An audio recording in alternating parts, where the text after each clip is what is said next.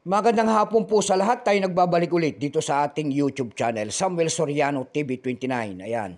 Para mag-discuss ulit ng another coins kung magkano ng kanyang presyo. Ito po ang ating pag-uusapang coins. Ayan. 50 euro cent po ng Germany.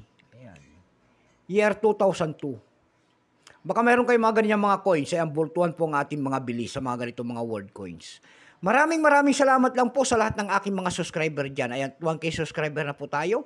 Thank you so much sa inyong lahat. Mabuhay po kayo and God bless. Maraming salamat po sa pagsuporta nyo dito sa aking munting channel. Ayan, God bless at magandang hapon sa inyong lahat.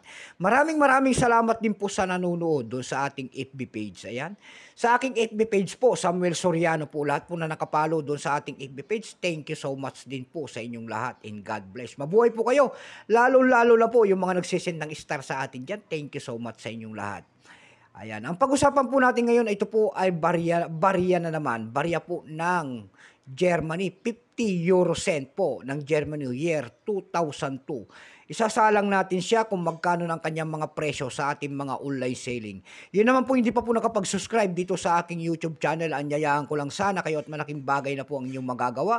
Tulad ng pagpindot ng ating subscribe button, like and share para ma-update ko naman kayo sa mga latest ko pang gagawin mga video po. Meron tayong pag-usapang barya. Ito nga po ay barya po ng Germany.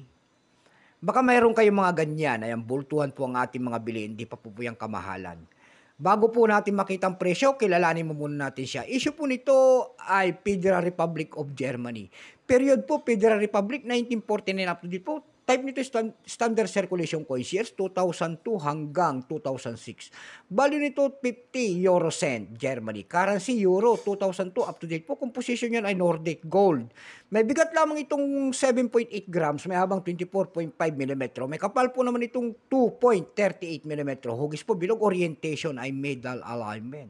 Number N-110. Reference number KM-212.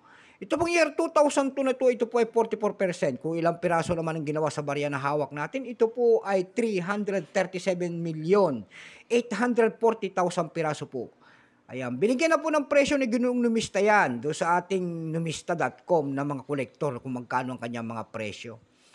Ayan, nakita ho natin doon yung kanyang extra fine ay 30. Almost uncirculated ay 30. Uncirculated po nito ay 61 pesos.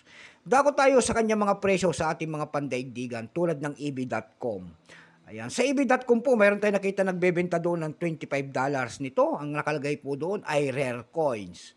Meron na rin tayo nakita nagbebenta doon ng $8.95. Nasundan po yan ng $9.99.